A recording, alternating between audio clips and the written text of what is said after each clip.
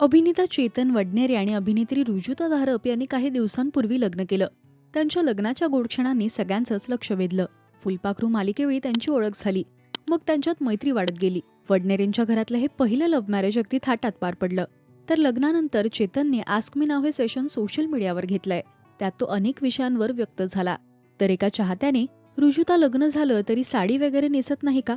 किती छान मुलीसारखं वागणूक देत आहेत तुमचे मम्मी पप्पा, असा प्रश्न विचारला. यावर चेतनने चांगल्याच शब्दात सडेतोड उत्तर त्या चाहत्याला दिलंय. चेतन म्हणाला, धन्यवाद, पण लग्नाचा आणि साडीचा खरं तर संबंध नाहीये. माझ्या 9वारी नेसणाऱ्या आजीने माझ्या 6वारी नेसणाऱ्या आईला समजून घेतलं. तसंच माझ्या 6वारी नेसणाऱ्या आईने पंजाबी ड्रेस आणि जीन्स टॉप घालणाऱ्या माझ्या बायकोला समजून घेतलंय. कोणते कपडे वापरायचे ही ज्याची त्याची आवड असते. लग्न आधी असो किंवा लग्नानंतर, कपडे घालणं हे केवळ फॅशनचा भाग आहे.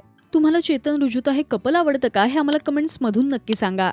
मराठी टेलिव्हिजन विश्वातील बातम्या, अपडेट्स आणि गॉसिपसाठी तुम्ही सबस्क्राईब करा राजश्री मराठी शोबज.